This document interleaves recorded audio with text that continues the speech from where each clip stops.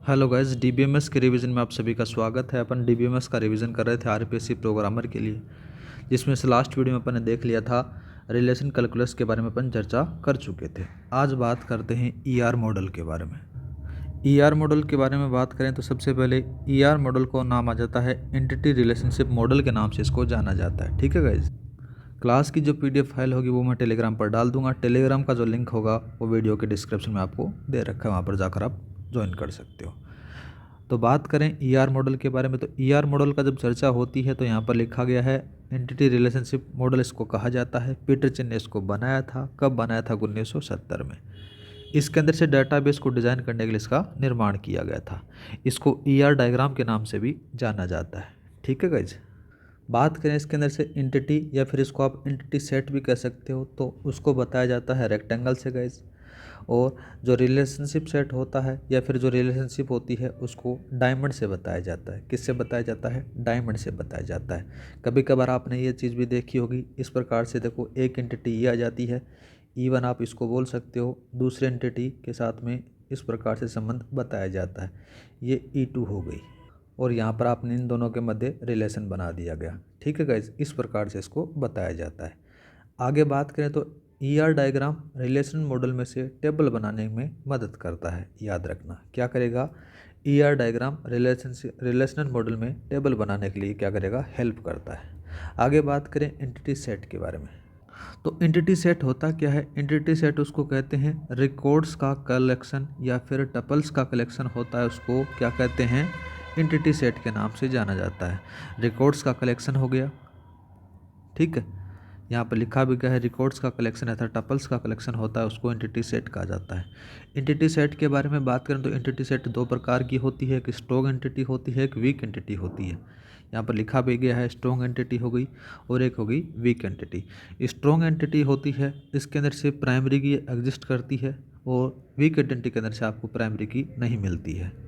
यहाँ पर strong entity किसको कहेंगे? जिसके अंदर से प्राइमरी की एग्जिस्ट करेगी उसको स्ट्रॉन्ग एंटिटी कहेंगे, और वीक एंटिटी उसको कहेंगे जिसके अंदर से प्राइमरी की है वो एग्जिस्ट नहीं होती है।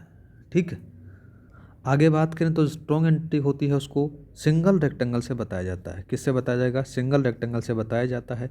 जबकि जो वीक एंटिटी होती है, वीक एंटिटी सेट को अपन डबल रेक्टेंगल के द्वारा बताया जाता है गाइज। ठीक है, उम्मीद करता हूँ कि आपको एंटिटी सेट का जो कॉन्सेप्ट है वो सारा क्लियर हो गया होगा। अब बात करते हैं रिलेशनशिप सेट के बारे में कि रिलेशनशिप सेट क्या होता है। ठीक है, तो रिलेशनशिप सेट के बारे में बात करें तो एक एंटिटी सेट से एंटिटी का दूसरे एंटिटी सेट की एंटिटी से एसोसिएट या फिर रिलेशन होना रिलेशनशिप सेट कहलाता है गाइज। ठीक है, आगे बात करें तो रिलेशनशिप सेट भी दो प्रकार का होता है। जैसे आपने एंटिटी सेट पढ़ा वैसा ही रिलेशनशिप सेट होता है। एक वीक स्ट्रॉन्ग रिलेशनशिप सेट होता है और दूसरा होता है वीक रिलेशनशिप सेट होता है गाइज। यहाँ पर लिखा भी गया है, देखो, एक होता है स्ट्रॉन्ग रिलेशनशिप सेट और एक होता है वीक रिलेशनशिप सेट होता है। स्ट्रॉन्ग होता है उसको सिंगल डायमंड से बताया जाता है, और वीक होता है उसको डबल डायमंड के द्वारा बताया जाता है या रिप्रेजेंट किया जाता है गाइज। या फिर आप कह सकते हो स्ट्रॉन्ग रिलेशनशिप सेट के अंदर से all entity set should be strong होती हैं, और वीक एंटिटी सेट के अंदर से at least one entity set is week in relation अंदर से। ठीक है गाइज, जैसे अपने कोई डायग्राम बनाते हैं, डायग्राम से ज़्यादा क्लियर हो जाएगा। इसी के अंदर से जैसे आपके पास में एक एंटिटी E1 आ जाती है, ठीक है, और इसके साथ में आपने रेक्टेंगल ये लगाया, डायमंड लगाया, डायमंड के बाद में आपने यहाँ पर E2 लगा दिया। ये क्या आ गई गाइज? ये आ जाती है आपके पास में strong entity, strong relationship set आ जाती है। दूसरा बात करते हैं, एक और देखो, अपन डायग्राम बात करें तो यहाँ पर आपने डबल डायमंड लगा दिया।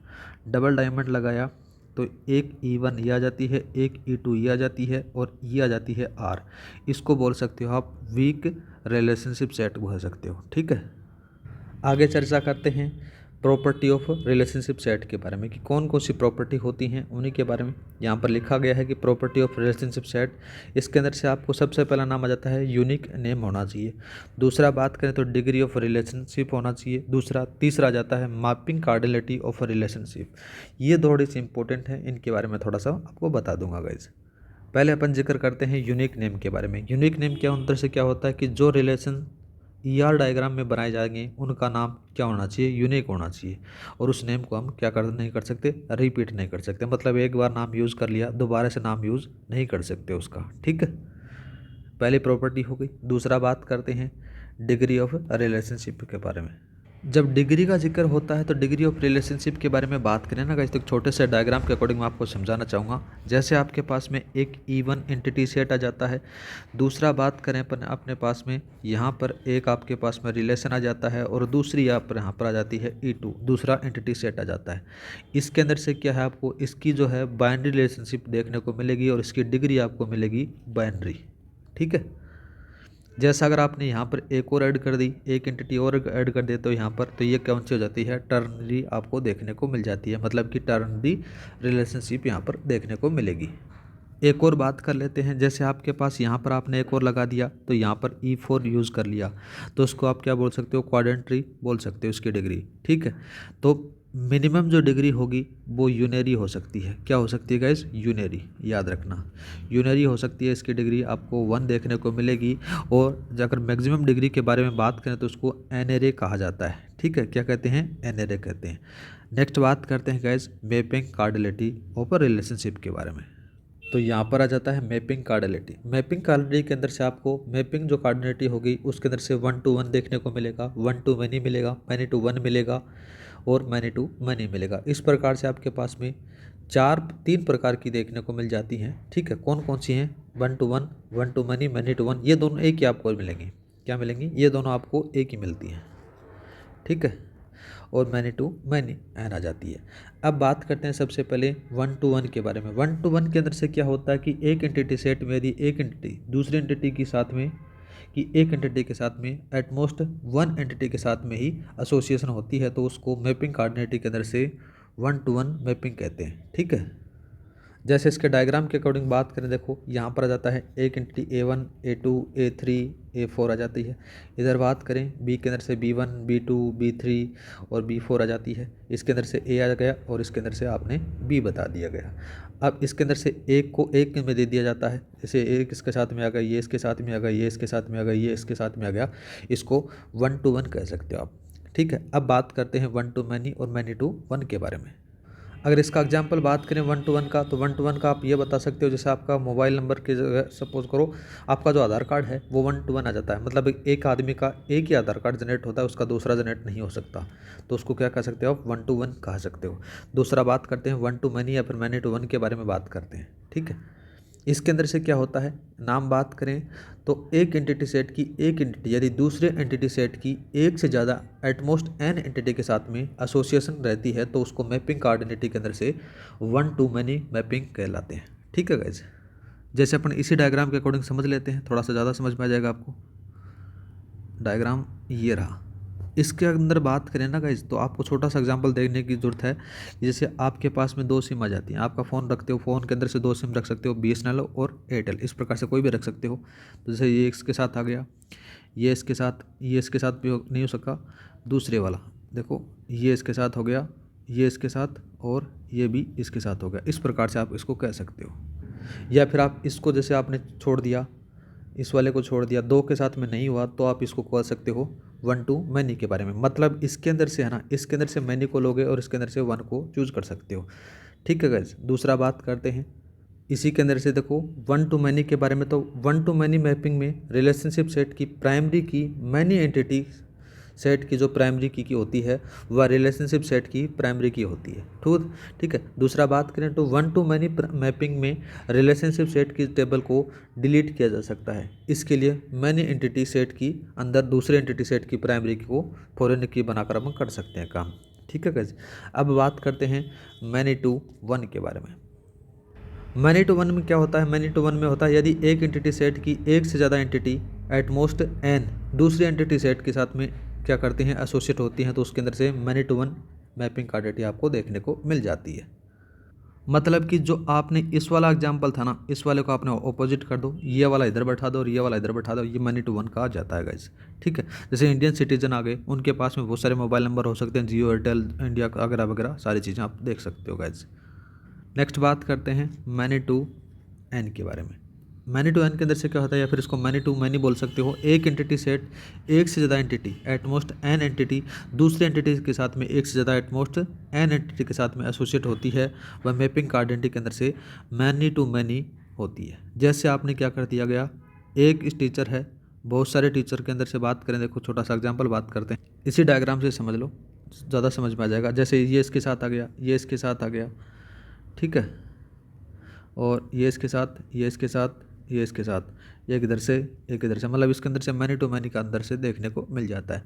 Many to many mapping relationship की टेबल को क्या करते हैं अपन, रीयूज या फिर डिलीट नहीं किया जा सकता, एक चीज़ याद रखना, ठीक है। औरों को आप डिलीट कर सकते हो लेकिन इसकी नहीं कर सकते। मैनी टू मैनी रिलेशनशिप में प्राइमरी की एक कंपोजिट की होती है जो कि उस रिलेशन सेट की सभी एंटिटी सेट के साथ क्या करते हैं, प्राइमरी की का कॉम्बिनेशन होता है गाइज, ठीक है।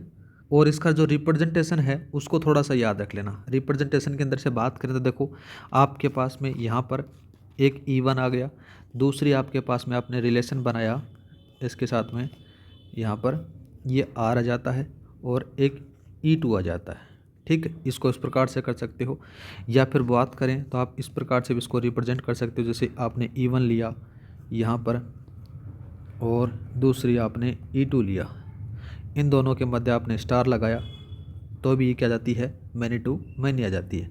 एक और लिख लो आप रिप्रेजेंटेशन इसका, जैसे E1 आ गया, यहाँ पर एक और दूसरा बात करते हैं, एक रिलेशन यहाँ पर बनाया आपने R और एक यहाँ पर बनाया, ठीक है, इसके साथ में E2, यहाँ पर आपने M लिख दिया, यहाँ पर स्टार लिख दिया, तो इस प्रकार से आप इसका रिप्रेजेंटेशन कर सकते हो गाइज। अब बात करते हैं ER मॉडल के कंस्टेंट्स के बारे में। तो कौन कौन से होते हैं, 3 प्रकार के होते हैं। तो की का होता है, की कंस्टेंट होता है, एक मैपिंग कंस्टेंट होता है, एक पार्टिसिपेशन कंस्टेंट होता है। अब क्या क्या यूज़ होता है इनके बारे में बात करते हैं। तो सबसे पहले बात होती है किसके बारे में गाइज, की कंस्टेंट के बारे में। की कंस्टेंट क्या होता है, देखो किसी एंटिटी सेट की एंटिटी को यूनिकली आइडेंटिफाई करने के लिए एक की ज़रूरत होती है, जो कि स्ट्रॉन्ग एंटिटी के लिए हमेशा एक की ज़रूरत होगी, तो उसको क्या करते हैं अपन, प्राइमरी की होनी चाहिए। और वीक एंटिटी सेट के लिए प्राइमरी की के अलावा कोई दूसरी की हो सकती है, जिसे अपन क्या करते हैं, जिसके अंदर से लाइक एज ए डिस्क्लेमर के अंदर से इसको यूज किया जा सकता है। दूसरा बात करते हैं मैपिंग कंस्टेंट के बारे में। मैपिंग कंस्टेंट के अंदर से क्या होता है कि मैपिंग कंस्टेंट के अंदर से मैपिंग कार्डिलिटी का यूज़ या फिर रिप्रेजेंट किया जाता है। जैसे 1 to 1 हो गया, 1 to many हो गया, many to 1 हो गया, many to 1 हो गया, इस प्रकार से आपको रिप्रेजेंट किया जा सकता है। आगे बात करते हैं पार्टिसिपेशन कंस्टेंट के बारे में। पार्टिसिपेशन के अंदर से बात करें तो दो प्रकार का होता है, एक तो फुल होता है और एक होता है पार्शियल। पार्शियल के बारे में बात करें, देखो फुल को अपन टोटल भी बोल सकते हैं। पहले इसी के बारे में अपन जिक्र कर लेते हैं गाइज। आपने क्या किया, यहाँ से इसको कॉपी किया, ठीक है, यहाँ पेस्ट कर दिया। अब क्या होता है, इसको अपने 2 टाइप बांट दिए गए। इसके अंदर से पहला तो आ जाता है पार्शियल होता है, ठीक है, क्या होता है, पार्शियल होता है। दूसरा होता है फुल होता है। फुल को आप क्या कह सकते हो, टोटल के नाम से भी जान सकते हो। क्या कह सकते हो गाइस, टोटल के नाम से भी जान सकते हो। ER मॉडल के अंदर से पार्टिसिपेशन 2 टाइप का होता है, एक तो पार्शियल पार्टिसिपेशन होता है, एक टोटल या फिर फुल पार्टिसिपेशन के अंदर से जाना जाता है। पहले अपन पढ़ लेते हैं किसके बारे में, पार्शियल के बारे में। पार्शियल के अंदर से क्या होता है कि एक एंटिटी सेट किसी भी एंटिटी रिलेशनशिप में पार्शियल नहीं होती है, वह जो पार्शियल पार्टिसिपेशन कहलाता है। जैसे अपन बात करें, जैसे इसको सिंगल लाइन से यूज किया जा सकता है। एक छोटा सा डायग्राम बात करें अपन, यहाँ पर आपके पास में एक एंटिटी सेट E1 आ गया, दूसरा आपके पास में बात करें अपन गाइज, यहाँ पर आपने R लिख दिया, बोले तो रिलेशनशिप बना दिया इसके साथ में, और एक E2 आ गया। ये जो है ये क्या जाता है, पार्शियल आ जाता है गाइज, ठीक है। दूसरा बात करते हैं टोटल या फिर फुल पार्टिसिपेशन के बारे में। तो इसको डबल लाइन से बताया जाता है। किससे बताया जाएगा, डबल से। तो बात करते हैं टोटल या फिर फुल पार्टिसिपेशन के बारे में। तो एक एंटिटी सेट की सभी एंटिटी रिलेशनशिप सेट में पार्शियल करती हैं, पार्टिसिपेट करती हैं, तो क्या अंदर से कहता है पार्शियल हो जाता है। और उस ऊपर वाले में क्या था, नहीं करती हैं, उसको आ जाता है डबल लाइन से, इसको बताया जाता है। कभी कभार देखो इसी डायग्राम के अकॉर्डिंग अगर बात करें अपन, यहाँ पर आपने क्या कर दिया, डबल लाइन कर दी, यहाँ पर सिंगल आ गई, तो इस वाली चीज़ को अपन क्या कर सकते हो, आप इसको कह सकते हो फुल के नाम से जान सकते हो, या फिर टोटल पार्टिसिपेशन के नाम से भी जान सकते हो। अब जिक्र करते हैं मोस्ट इंपॉर्टेंट चीज़ के बारे में, जिसका नाम है मैक्सिमम और मिनिमम कार्डिनलिटी के बारे में। इसके अंदर से आपको एक सवाल ज़रूर देखने को मिल जाता है गाइस। मिनिमम और मैक्सिमम कार्डिनलिटी के बारे में बात करें तो ER मॉडल में पार्टिसिपेशन को रिप्रेजेंट करने के लिए मिनिमम और मैक्सिमम कार्डिनलिटी का यूज किया जा सकता है। मतलब कि जो पार्टिसिपेशन को रिप्रेजेंट करोगे, इसके लिए आपको मिनिमम और मैक्सिमम कार्डिनलिटी का यूज किया जा सकता है। और अगर बात करें, देखो एक एंटिटी सेट की एंटिटी का मिनिमम नंबर ऑफ एसोसिएशन जब रिलेशनशिप सेट के साथ में होता है, तो उसको क्या कर सकते हो आप, मिनिमम कार्डिनलिटी के नाम से जान सकते हो। उसी के अंदर से अपोजिट बात करते हैं, देखो एक एंटिटी सेट के अंदर से एंटिटी का मैक्सिमम नंबर ऑफ एसोसिएशन होता है तो उस रिलेशनशिप सेट के साथ में, तो उसको आप क्या कर सकते हो, मैक्सिमम क्वांटिटी के नाम से जान सकते हो। अब जिक्र करते हैं अपन एट्रीब्यूट के बारे में। किसके बारे में जिक्र करेंगे? एट्रीब्यूट्स के बारे में। एट्रीब्यूट्स क्या होता है? एट्रीब्यूट्स के बारे में बात करें तो एक एंटिटी की प्रॉपर्टी या फिर कैरेक्टरिस्टिक्स को डिफाइन करने के लिए एट्रीब्यूट का यूज किया जा सकता है। उसको अपन क्या कर सकते हैं? एट्रीब्यूट कह सकते हैं। अब एट्रीब्यूट के अंदर से बात करें तो इसको कितने प्रकार से बांटा गया है उनके बारे में बात करते हैं। ठीक है, तो देखो अगर बात करें तो देखो 5 तो कितने होती हैं। सबसे पहले इनको बारे में थोड़ा सा मैं बता देता हूँ कि किस प्रकार से इनको बांटा जाता है। एंटिटी सेट के हिसाब से बात करते हैं। एंटिटी सेट, एक तरफ एंटिटी सेट होता है और दूसरा नाम आता है रिलेशनशिप। ठीक है, रिलेशनशिप सेट होता है। इनकी संख्या है, रिलेशनशिप सेट की संख्या आपको एक देखने को मिल जाएगी। कितनी मिलेगी? एक मिलेगी। ठीक है, जिसको बोल सकते हो आप डिस्क्रिप्टिव एट्रीब्यूट के नाम से जान सकते हो। सबसे पहले जिक्र करते हैं अपन एंटिटी सेट के बारे में। एंटिटी सेट के अंदर से जब जिक्र होता है तो सबसे पहले नाम लिखोगे आप सिंगल वैल्यू का, सिंगल वैल्यू के बारे में। ठीक है, दूसरा बात करते हैं, नाम आ जाता है मल्टी वैल्यू। ठीक है, मल्टी वैल्यू। तीसरा अपन लिखते हैं सिंपल। चौथा लिखते हैं अपन, चौथा कौन सा जाता है गाइज? कंपोजिट आ जाता है। चौथा कंपोजिट आ गया। पांचवा बात करते हैं जिसको बोला जाता है ड्राइव्ड। कौन सा बोल सकते हो? ड्राइव्ड बोल सकते हो। ठीक है, छठा बात करते हैं तो छठा जाता है की एट्रीब्यूट। और सातवां बात करते हैं तो आ जाता है कॉम्प्लेक्स। इस प्रकार से इसको डिवाइड किया गया है। जिक्र करते हैं अपन सिंगल वैल्यू एट्रीब्यूट के बारे में। सिंगल वैल्यू एट्रीब्यूट क्या होता है? जैसे हमेशा सिंगल वैल्यू को कैरी करेगा। आपका रोल नंबर होता है आपकी क्लास में, एक स्टूडेंट होता है उसकी क्लास में, या फिर आपका जो आधार कार्ड होता है, ठीक है, या फिर पैन कार्ड हो गया, ये पासपोर्ट नंबर हो गया, ये सारे के सारे आपके क्या हैं? सिंगल वैल्यू एट्रीब्यूट के अंदर से शामिल किए जाते हैं। डेफिनेशन के बारे में बात करें तो एक ऐसा एट्रीब्यूट जिसकी वैल्यू हमेशा सिंगल रहेगी उसको सिंगल वैल्यू एट्रीब्यूट कहते हैं। और जो सिंगल वैल्यू एट्रीब्यूट होता है उसको किसके द्वारा रिप्रेजेंट किया जाता है? याद रखना, इसको इलिप्स के द्वारा रिप्रेजेंट किया जा सकता है। कैसे करोगे आप? इलिप्स के द्वारा। ठीक है, दूसरा जाता है, दूसरा नाम लिखो मल्टी वैल्यू। मल्टी वैल्यू के बारे में जब जिक्र होता है ना गाइज, तो इसके बारे में बात करते हैं कि मल्टी वैल्यू को किस प्रकार से लिखा जाता है। तो मल्टी वैल्यू होता है जिसके अंदर से आपको हमेशा एट्रीब्यूट क्या करेगा? मल्टी वैल्यू कैरी करेगा। जैसे आपका मोबाइल नंबर हो गया, कभी कभार आपके पास में 2 से ज़्यादा मोबाइल नंबर आ जाते हैं, 3 आ जाते हैं, आपकी मेल आईडी आ जाती है। इनको अपन क्या कर सकते हैं? मल्टी वैल्यू एट्रीब्यूट कर सकते हैं। और मल्टी वैल्यू एट्रीब्यूट होता है उसको डबल इलिप्स के द्वारा बताया जाता है। कैसे बताया जाता है गाइस? डबल इलिप्स के द्वारा बताया जाता है। ठीक है, तीसरा जाता है गाइस, तीसरा नाम लिखो आप यहाँ पर सिंपल। सिंपल वैल्यू एट्रीब्यूट क्या होता है? सिंपल वैल्यू एट्रीब्यूट उसको कहते हैं कि फर्दर डिवाइड नहीं कर सकते, वी कांट फर्दर डिवाइड, मतलब इसको अपन आगे डिवाइड नहीं कर सकते, मतलब इसको आगे डिवाइड नहीं कर सकते। जैसे आपका रोल नंबर हो गया, आधार नंबर हो गया, ट्रेन नंबर हो गया, उसको। और सिंपल वैल्यू वाला के बारे में जब जिक्र होता है इसको भी आप क्या कर सकते हो? सिंगल इलिप्स से डिनोट कर सकते हो या रिप्रेजेंट कर सकते हो। नेक्स्ट वाला बात करते हैं। नेक्स्ट वाला कौन सा जाता है? कंपोजिट वाला आ गया ना, कंपोजिट वाला। हाँ, कंपोजिट के बारे में बात करें तो ऐसा एट्रीब्यूट जिसको अपन आगे ड्राइव कर सकते हैं, जिसके अपन क्या आ जाता है? जैसे आपका नेम आ गया, नेम के अंदर फादर्स नेम आ गया, मदर्स नेम आ गया, ठीक है, ये सारे के सारे क्या आ जाते हैं? कंपोजिट एट्रीब्यूट आ जाते हैं। या फिर आप एक और दूसरा बात करें तो एक एड्रेस होगा, एड्रेस में स्टेट होगा, डिस्ट्रिक्ट होगा, तहसील हो गई, विलेज हो गई, या फिर आपकी डीओबी होगी, डीओबी के अंदर से आपको ईयर हो गए, मंथ हो गए, डेट हो गई, इस सारे के सारे एग्जांपल कंपोजिट एट्रीब्यूट के अंदर से शामिल किए जाते हैं। ठीक है, और इसको जो डिनोट किया जाता है ये एलिप्स के साथ में आपको ट्री भी देखने को मिल जाता है। इसका रिप्रेजेंटेशन कैसे करोगे गाइस? इसका रिप्रेजेंटेशन ऐसे देखने को मिलेगा और इसके साथ में कुछ शाखाएँ आपको देखने को मिलेंगी इस प्रकार से। ठीक है, आगे बात करते हैं। नेक्स्ट आता है ड्राइव्ड एट्रीब्यूट के बारे में। जब ड्राइव्ड एट्रीब्यूट के बारे में चर्चा होती है तो ऐसा एट्रीब्यूट जिसकी वैल्यू पहले से किसी स्टोर या फिर एट्रीब्यूट पर डिपेंड करती है उसको क्या कर सकते हो आप?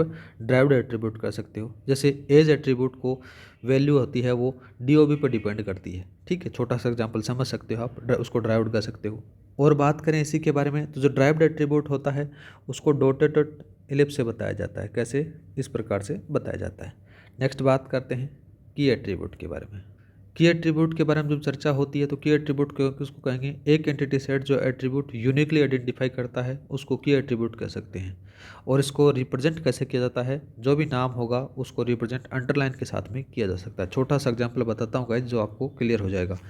ये छोटा सा एलिप्स आ गया, यहाँ पर आपने क्या लिख दिया? रोल नंबर लिख दिया। क्या लिखा गाइस? रोल नंबर लिखा। रोल नंबर के साथ में आपने यहाँ पर अंडरलाइन कर दी, तो ये क्या है? की की एट्रीब्यूट्स को अंदर से शामिल होता है। आगे बात करें, एक नाम और देखने को मिलेगा की एट्रीब्यूट का, नॉन की एट्रीब्यूट। इसको क्या कह सकते हो आप, जो यूनिकली आइडेंटिफाई नहीं करते वो सारे के सारे क्या होते हैं, नॉन की एट्रीब्यूट के अंदर से शामिल किए जाते हैं। नेक्स्ट बात कर लेते हैं गाइस, नाम आता है कॉम्प्लेक्स एट्रीब्यूट। कॉम्प्लेक्स एट्रीब्यूट क्या होता है, जिसके अंदर से मल्टी वैल्यू प्लस कंपोजिट का संयुक्त रूप होता है, उसको क्या कह सकते हो आप, कंपोजिट एट्रीब्यूट होता हो। इसका छोटा सा एग्जाम्पल बात करें तो आपका हो जाता है एड्रेस। ठीक है, जो एड्रेस होता है वो कंपोजिट एट्रीब्यूट का एग्जाम्पल आ जाता है। ठीक है गाइज, आगे बात करते हैं नेक्स्ट वाले टॉपिक के बारे में जब चर्चा होती है तो नाम लिखो यहाँ पर, क्या नाम आता है, वीक एंटिटी सेट। क्या आता है गाइज, वीक एंटिटी सेट के बारे में बात करेंगे। वीक एंटिटी सेट होता क्या है उसी के बारे में बात करें तो अपन देखो, इसके अंदर से क्या होता है, जो प्राइमरी की होती है वो नहीं होती है। ठीक है, मैं पहले बता कर आया था, इसके अंदर से यहाँ पर लिख लेना कि प्राइमरी की नहीं होगी। क्लास की जो पीडीएफ पहले मैं टेलीग्राम पर डाल दूंगा, वहाँ से आप डाउनलोड कर लेना। इस वीक एंटिटी सेट को आपको मैंने बताया था कि डबल रेक्टेंगल के द्वारा बताया जाता है। और बात करें तो वीक एंटिटी सेट के अंदर से जो एट्रीब्यूट होगा उसका बिहेव कैसा होगा, प्राइमरी की जैसा होगा। ठीक है गाइज, और इसको फुल पार्टिसिपेशन के अंदर से भी शामिल किया जाता है। आइडेंटिफाई रिलेशन भी देखने को मिलेगा। ओनर एंटिटी सेट होती है वो इसके अंदर से आपको क्या मिलेगी, स्ट्रॉन्ग मिलती है। और वीक एंटिटी सेट का एग्जाम्पल के बारे में बात करें तो मैनी टू वन का एग्जाम्पल आपको देखने को मिल जाता है। अब बात करते हैं नेक्स्ट टॉपिक के बारे में। नेक्स्ट टॉपिक कौन सा लिखोगे, नेक्स्ट टॉपिक लिखोगे इस यहाँ पर ईआर मॉडल। ईआर मॉडल के बारे में अपन पढ़ चुके हैं। ईआर मॉडल कन्वर्ट इनटू किस में करोगे, यहाँ पर लिख लो रिलेशनल मॉडल में, रिलेशनल मॉडल में इसको चेंज करना है। इसके लिए आपको कौन कौन से रूल फॉलो करने हैं उन्हीं के बारे में बात करते हैं। आपको कभी कभार एग्जामिनर कर दे देता है, ईआर मॉडल बना कर दे देता है और उसको आपको कन्वर्ट करवाता है रिलेशन मॉडल के अंदर से। तो सबसे पहले बात करें तो यहाँ पर क्या है, जो भी एंटिटी सेट दे रखा है ना आपको, एंटिटी सेट की क्या बनानी है, टेबल बनानी है। ठीक है, दूसरा बात करें, दूसरा नियम क्या जाता है कि रिलेशनशिप सेट यदि मैनी टू वन है तब उसकी टेबल बनेगी। ठीक है, वरना नहीं बनेगी। मैनी टू वन की टेबल बनेगी, इतना समझ में आया। तीसरा बात करते हैं, तीसरे वाले में क्या जाता है कि मल्टी वैल्यू एट्रीब्यूट होता है तो उसकी भी टेबल बनानी है। क्या बनानी है, यहाँ पर लिख लो मल्टी वैल्यू एट्रीब्यूट की टेबल बनानी है। ठीक है, आगे बात करते हैं।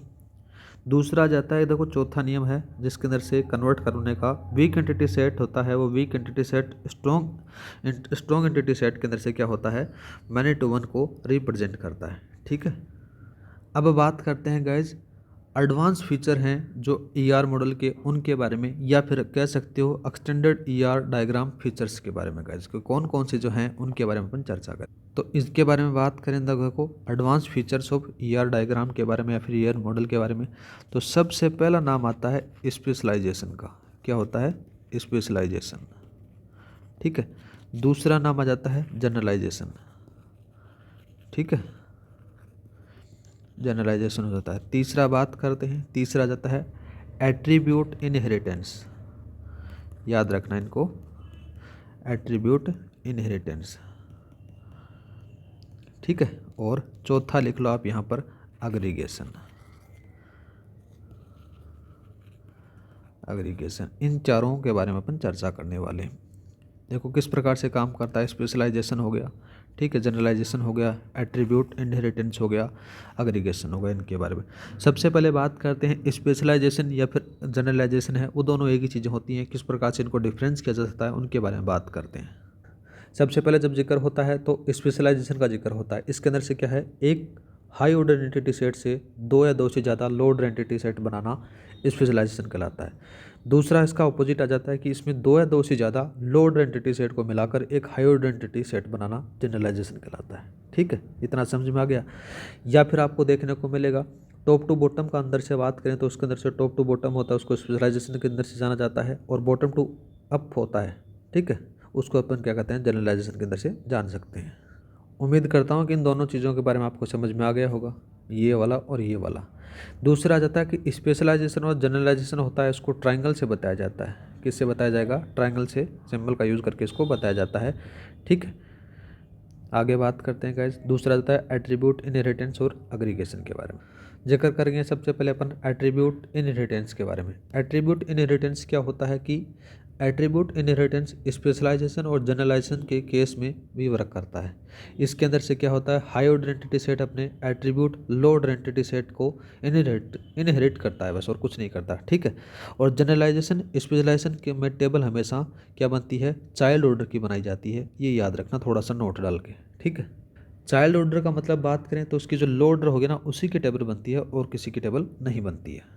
अब नेक्स्ट बात करते हैं एग्रीगेशन के बारे में। एग्रीगेशन क्या होता है कि ईआर मॉडल में एक रिलेशन को दूसरे रिलेशन के साथ में क्या करते हैं, डायरेक्ट कनेक्ट नहीं किया जा सकता, जो कि ईआर की लिमिटेशन कहलाता है। ठीक है, और इस लिमिटेशन को दूर करने के लिए ईआर एग्रीगेशन का यूज़ करता है, जिसके अंदर से रिलेशनशिप सेट को अब्स्ट्रैक्ट एंटिटी में बदलकर दूसरे रिलेशनशिप सेट के साथ में एसोसिएट किया जा सकता है। ये होता है एग्रीगेशन गाइस। ठीक है, और एक चीज़ याद रखना, जो अब्स्ट्रैक्ट एंटिटी होती है उसको आप क्या बता सकते हो, रेक्टेंगल से रिप्रेजेंट किया जा सकता है। ठीक है, तो ये वाली क्लास अपनी यही समाप्त करते हैं। अच्छा लगा तो लाइक और सब्सक्राइब करना। मैं पूरी डीबीएमएस आपको करवाऊंगा और पूरी सीएन करवाने वाला हूँ। ठीक है, क्योंकि मेरा जो डीबीएमएस और सीएन का पार्ट बहुत बढ़िया है। ठीक है, तो आगे वाले वीडियो में अपन बात करेंगे एसक्यूएल के बारे में। ठीक है, एसक्यूएल में जितने भी कॉन्सेप्ट हैं वो सारे के सारे कॉन्सेप्ट आपका अपने साथ में शेयर करेंगे। आज के लिए इतना ही। जय हिंद, जय भारत। क्लास की जो पीडीएफ फाइल है वो टेलीग्राम पर ले लेना। टेलीग्राम का जो लिंक है वो मैं डिस्क्रिप्शन में डाल रहा हूँ।